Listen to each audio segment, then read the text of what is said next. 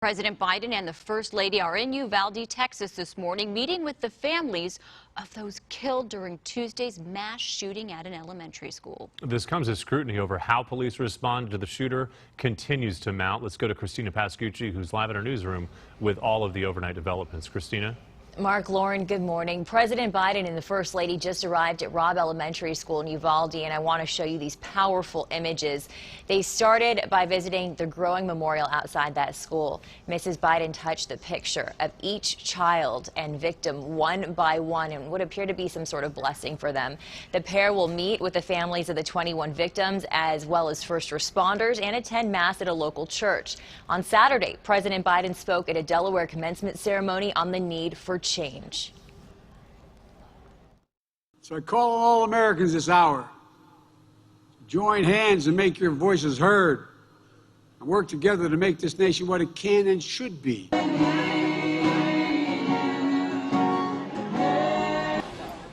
Later in the day, a vigil, members of the Sacred Heart Catholic Church read tributes for the 19 children and 2 teachers who were slain.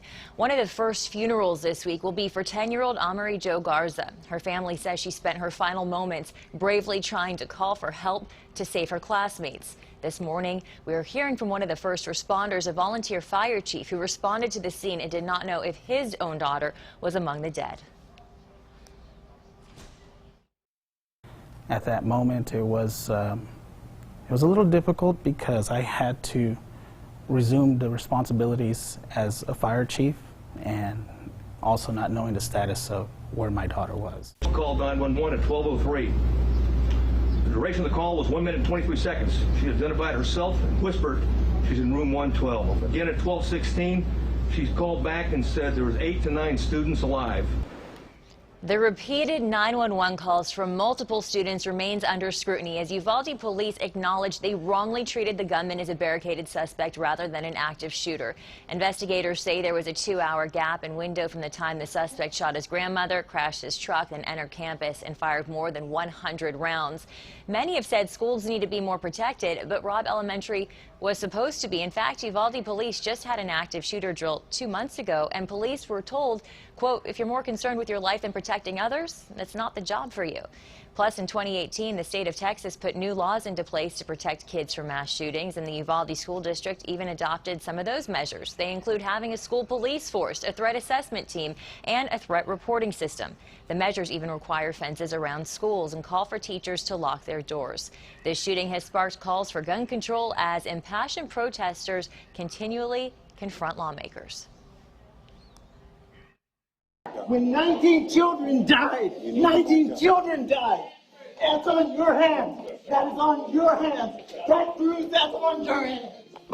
That's Benjamin Hernandez, who pretended to pose for a photo with the Senator Ted Cruz at a Houston restaurant before calling him out. Hours earlier, Cruz gave a fiery speech at the NRA convention in support of guns, saying, what stops armed bad guys are armed good guys. The Robb Elementary School victims will be laid to rest starting Tuesday. Those funerals are expected to last for nearly 2 weeks. I'm Christina Pascucci reporting from the newsroom. I'll send it back to you. Christina, thank you. In 2018, the state of Texas put in place new laws and guidelines to protect kids from mass shootings. According to a report from NBC, the Uvalde School District even adopted some of those measures. They include having a school police force, a threat assessment team at each school, a threat reporting system, and also social media monitoring software. The measure even requires fencing around schools, and teachers must lock their doors. This is all according to the security plan posted on the school district's website in the wake of the Uvalde shooting. However, it's now apparent many of those safety measures failed.